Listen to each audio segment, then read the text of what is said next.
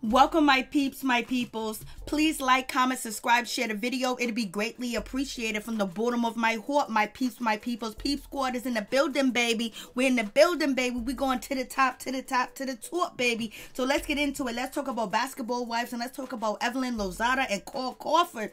You know, Crawford was arrested over the weekend.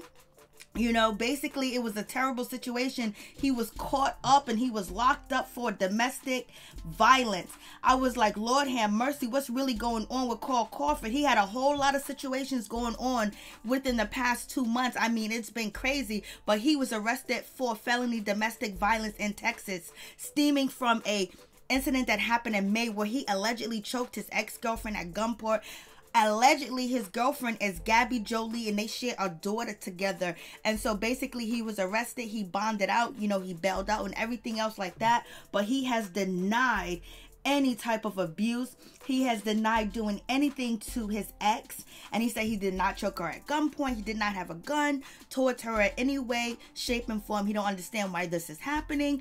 But he doesn't have a criminal record. He also had his attorney come out and give a public statement for him too as well. So Crawford is just trying to, it seems like he's trying to get through all these situations that he has been dealing with. I was like, yo, Carl, you know, you lost Megan Thee Stallion to Jay-Z and that whole situation, and then you had two people that are drowned at your home too as well, and now you was arrested, you know, for domestic violence.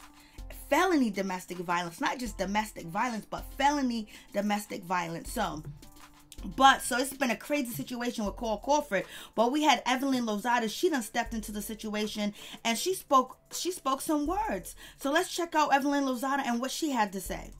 Hey guys, so I wanted to address something that took place last week in connection to my son's father, Carl Crawford.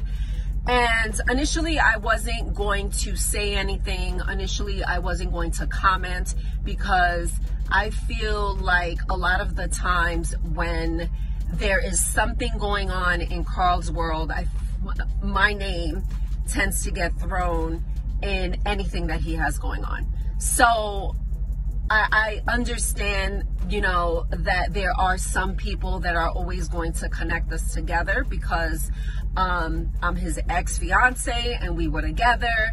But after my team got their second or third phone call in connection to what happened last week, the domestic violence arrest, I had to say something because I see stories popping up with, you know, people trying to change my story and my narrative.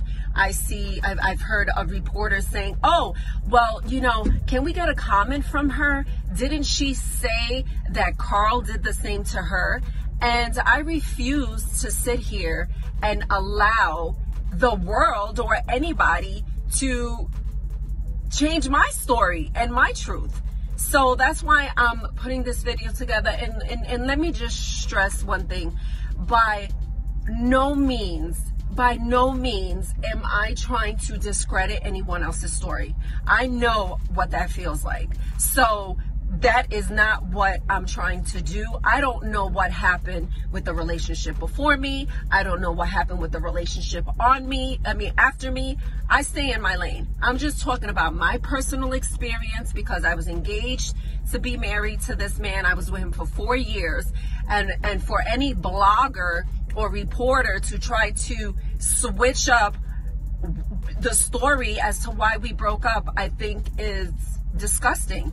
You know, and I have to protect my son. I never want my son to see, oh, okay, well, mom and dad, you know, I see a story that he did this to her. No, he did not. Carl has never put his hands on me. Carl has never intimidated me. Carl has never called me bitches and hoes or ever stood over me trying to intimidate me. We never had that relationship. Yeah, we broke up for other reasons, but it wasn't for that. And that's why I'm doing this. And I also want to say for anyone that is dealing with domestic violence, you guys know I take this very, very seriously. For anyone that is dealing with domestic violence, if you know somebody that is dealing with domestic violence, you could go to evelynlozada.org. I have people on my staff that will answer emails, talk to you. We can give you advice, you know, point you in the best direction as to how to get out of this relationship. I'm here for you, you know, but I just really felt like I needed to, you know, address this. I didn't want this to continue to snowball into something that is not true. I'm just speaking from my heart. I'm just speaking about my truth in connection to my son's father. And that's it. You know, I've never had that situation happen to me. And we are cool to this day. And all I care about is that we co-parent our son, and that he's able to co-parent with the mother of his children, and that really at the end of the day, that's what's important here, are our kids. So I'm gonna leave this video here, and I love you guys. Thank you.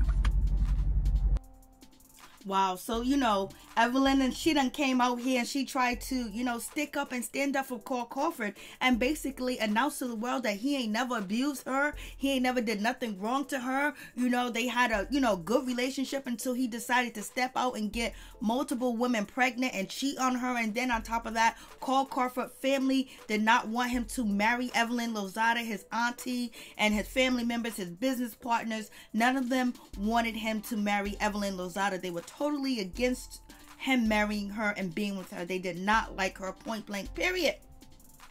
Just like a lot of people don't. But she came out swinging for Crawford. I was like, oh shit, look at Evelyn sticking up for a man. Evelyn Lozada, because we know she done dragged Chad Ochocinco for almost 2 decades. That's been her storyline for years after years.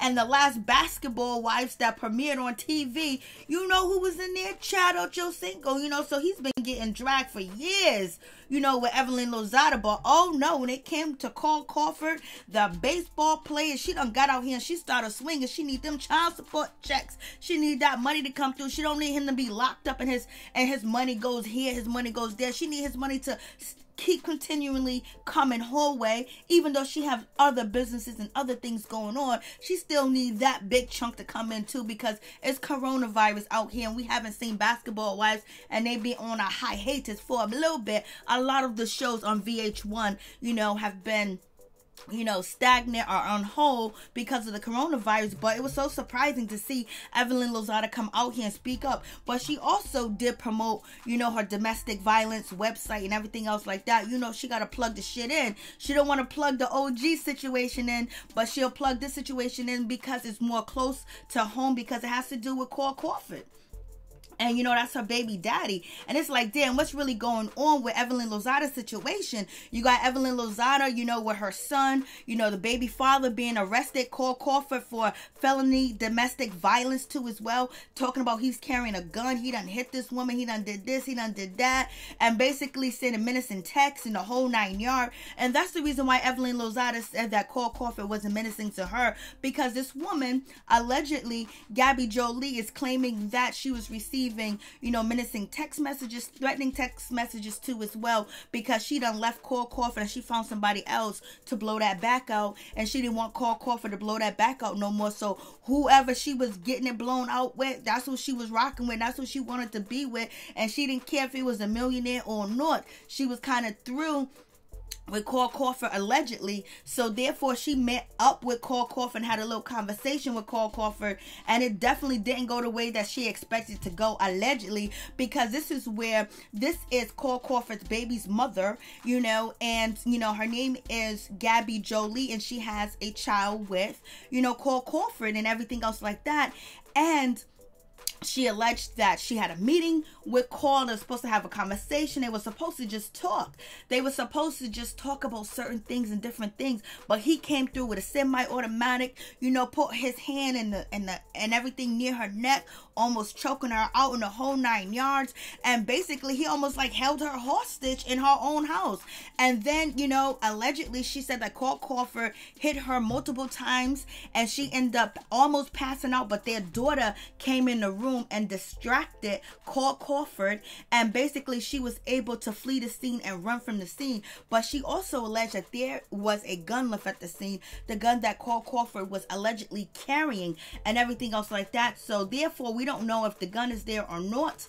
But Gabby basically she filed charges against Crawford around March 8th. You know, she went to the police station, but he didn't get arrested until, you know, earlier this week for the situation that went down in May of 2020, May 8th of 2020. So I was like, OMG, it is going down, baby. Like, what is going on? Do you believe, you know, Gabby Jolie? Do you think she's making this up? Do you think that she wants money? Or what is the situation? Because allegedly she's happy away from Carl, and she said that Crawford came and he was accusing her of, you know, having intimate relations with another man, and he wasn't happy about it. And allegedly Crawford, this is what the woman says, allegedly Crawford, you know, hired, you know, private detectives and PI to find out who Gabby Jolie was allegedly sleeping with, or who was ever blowing her back out. And he was so concerned about the situation where he had to hire the popos, he had to hire the police. And so he wants to find out who this man is that Gabby Jolie is sleeping with. This is allegedly what Gabby says. And Gabby says that she was terrified, you know, she was scared, she was, you know, held hostage in her own home. And luckily her daughter came through and distracted Crawford, because she don't know where she would be at today. It does sound like a nightmare. It sounds like a scary movie. Sounds like a horror movie. It also sounds, you know, like a movie from Lifetime. So what do you guys think about this situation? But Crawford attorneys have denied these allegations and these rumors, and they're basically saying that it is not true whatsoever. It is not true at all. I was like, And Crawford lawyer says that he's never had a criminal record. He has never broke the law, did anything wrong, and he is not going to start, you know, in May. He's not going to start now. So what do you guys think about this situation? Tell me what your thoughts are. Much love to all my peeps and my peoples.